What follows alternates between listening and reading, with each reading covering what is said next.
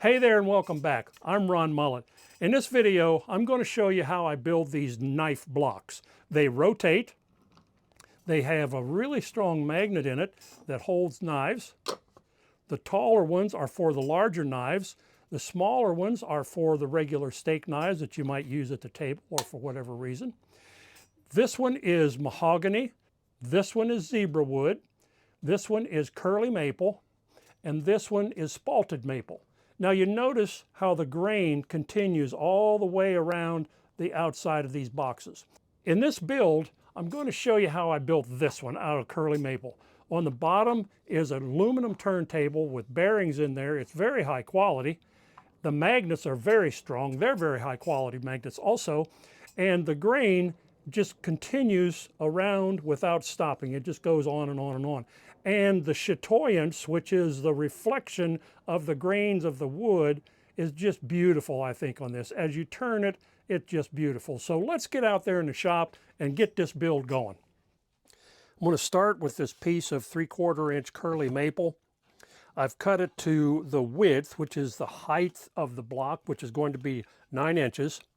And each side is going to be 6 inches. So I've taken a ruler, marked 6 inches, and then I moved it 1/8 of an inch. That will allow for the saw blade. And then I mark another 6 inches over here, and this is where I'll cut the board to length. I've got my fence set up on the bandsaw to cut this in the center, so that's my next step.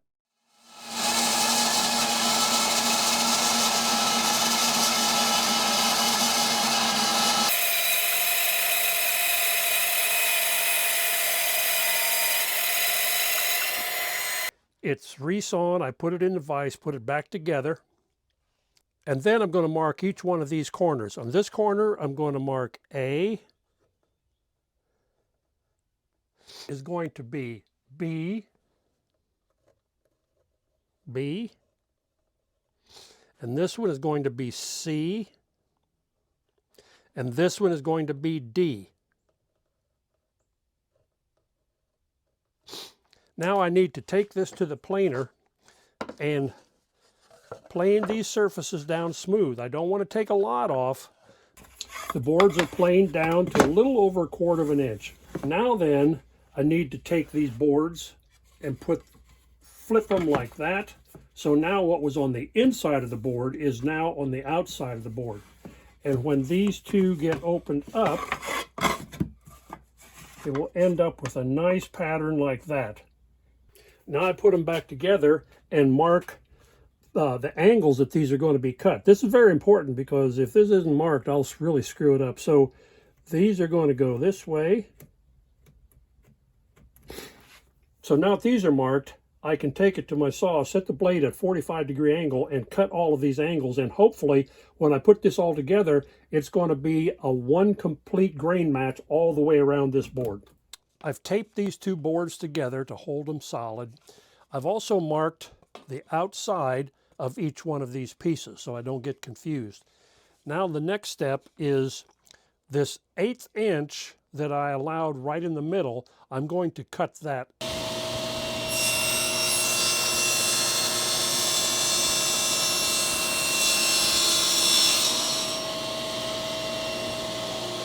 Now I'll just cut these angles on each side of the board, and the reference I'm going to use is this slot right there, because that is exactly where the saw blade, and I can line every one up and don't worry about the saw blade.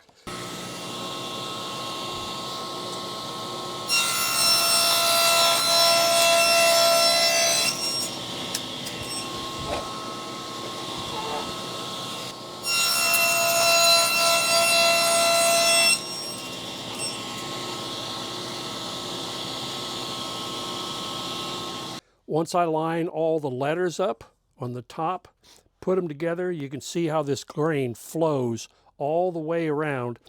And then when you take this end, because these two are going to be going together, you put those together and they turn out just fine.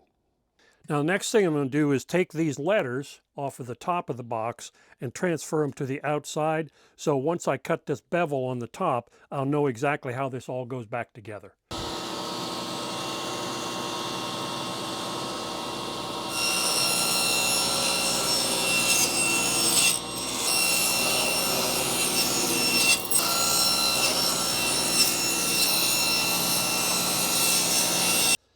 Now the next step is to cut a dado on the inside. That's where the magnets will go. I'm going to put it down 3 inches, and I'm using a 1/2 inch dado that is just a little bit wider than a 1/2 inch because the magnets are exactly a 1/2 inch, and I don't want to have to fight these magnets because they're really strong.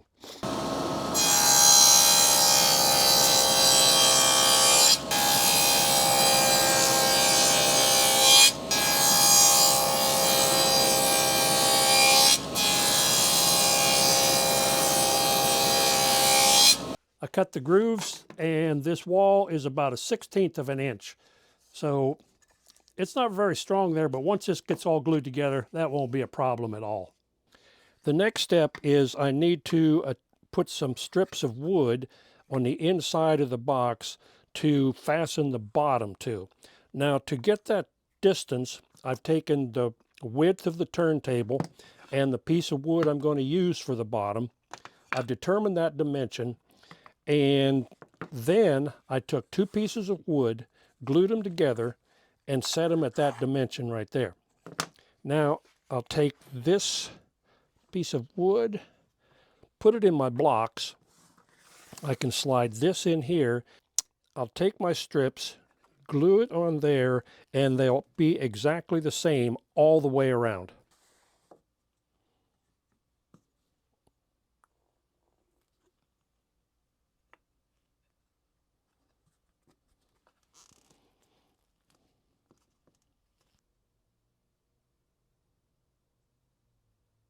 All right, let's talk about these magnets. These came from Amazon. They're N52 magnets. They're 1 inch long, 1/2 inch wide, and 1/8 inch thick. This is a pack of 16. They come like this. They open up.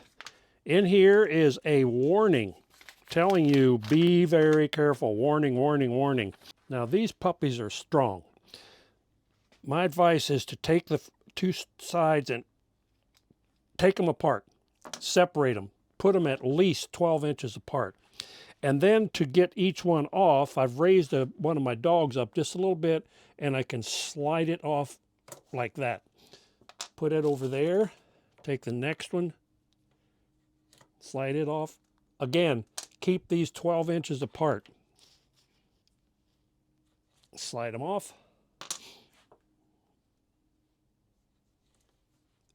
Okay, now I'm going to put 4 in each one. So now I'll take these magnets again and find the north and south pole. That doesn't go together, so I flip it over. That goes. The next one, that one works. And then the last one, that north, doesn't match up. Uh-oh. Now I've got a problem. That thing's stuck together, and it is hard to get apart without that little plastic thing. So back to this. Ah. Oh. I mean, they're insane. Nope, that doesn't go. Turn it over. That one works. There we go. Now we've got 5 in a row, and I can put those down in the slots where they're supposed to go. To put the magnets inside of the block, I'm going to use Titebond CA glue and also this activator that makes it stick really quickly.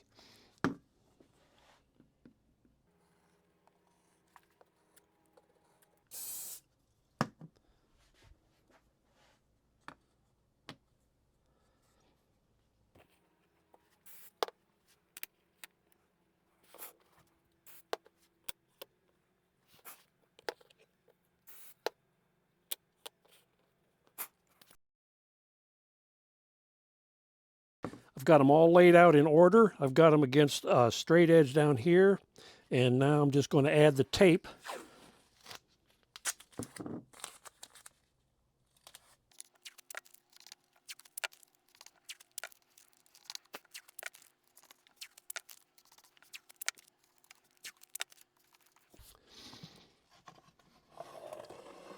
Turn them over.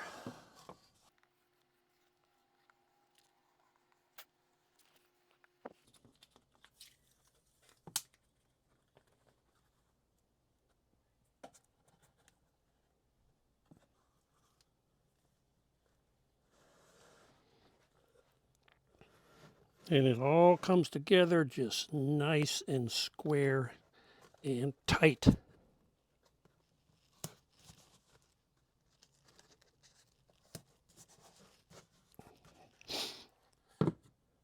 Okay, that turned out pretty well. I'm pleased. The grain wraps all the way around on this curly maple. I like that. It's square on all four corners. Whoop, there it is. There's that magnet. Only way to get it off is to slide it down. Got the bottom cut. Just add some glue to these.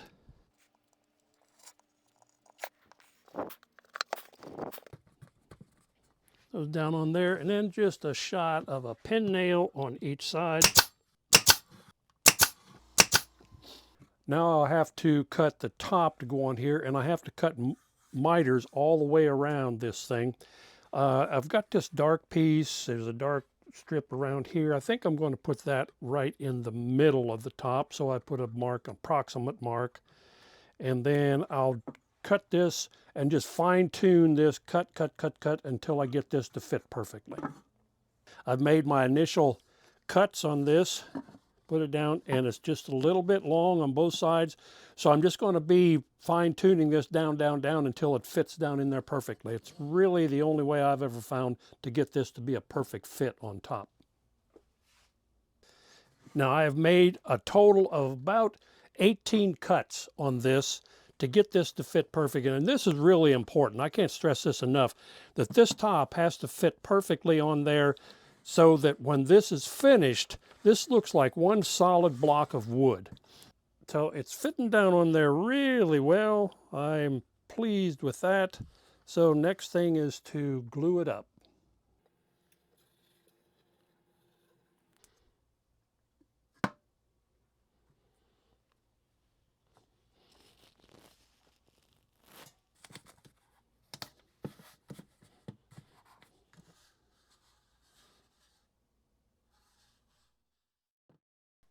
I sanded this block down. I used 150 and then 220, smoothed off all the edges and everything. And I'm going to finish it with pure tung oil. And also I've mixed it 50-50 with some mineral spirits. Now this will help it penetrate a little bit better and it'll dry a little bit quicker. I'm putting this on really thick. After an hour, I'll come back and wipe it down again, wipe the excess oil off. I'm not sure how many coats I'll have to put on, but we'll find out.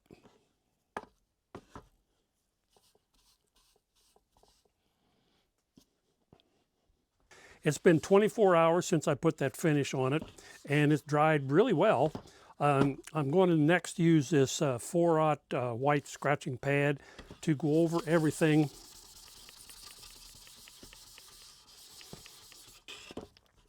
This will just smooth out all the high spots. And I want to use this instead of sandpaper because I really don't want to mess with the finish, get down to the wood.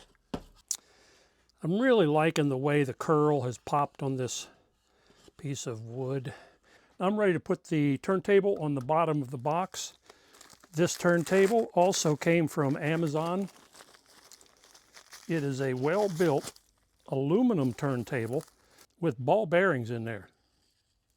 Quiet, smooth, and you can mount it either way, but I'm going to mount the inside to the box so it has these little plastic things that have to come out.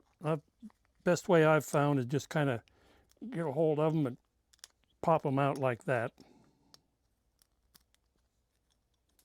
So the way I'm going to mount these, I've drilled the holes. I'm using 6 by 3/4 inch screws, and I put a little washer on each hole because this is a flat surface right here.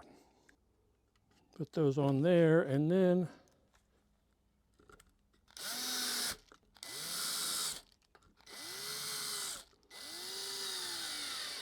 it just rotates so nicely, and it's only about 1/4 inch, if that much, off the ground. I mean off the bench, which I think looks nice. If you enjoyed this video, please hit that like and subscribe button. I've got a lot of videos that you might enjoy, So please check them out. And I'll see you on my next one.